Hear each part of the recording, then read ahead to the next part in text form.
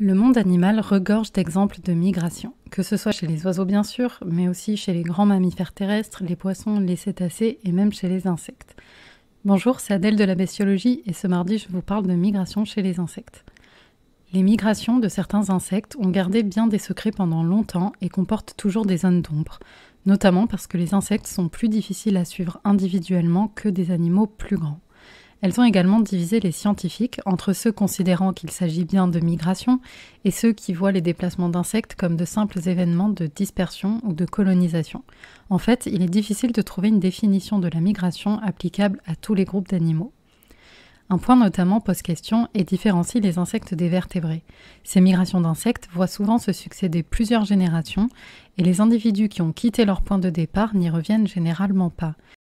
Chaque individu ne complète ainsi qu'une partie du circuit migratoire.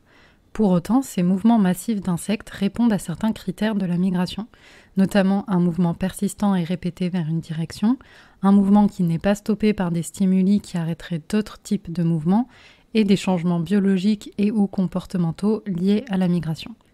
Criquets pèlerins, papillons monarques, libellules ou encore cirques, les exemples d'insectes qui migrent ne manquent en tout cas pas.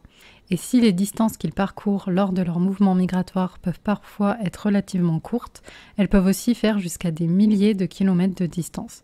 C'est la migration d'une espèce de libellule, Panthala flavescens, qui est à ce jour la migration connue la plus étendue de tous les insectes. Cette espèce traverse l'océan Indien entre l'Inde et l'Est de l'Afrique. Celle des papillons monarques est quant à elle une des migrations d'insectes les mieux connues. Son suivi est facilité par le fait que les monarques volent à basse altitude et pendant la journée, tandis que certains insectes migrent à de hautes altitudes et pendant la nuit.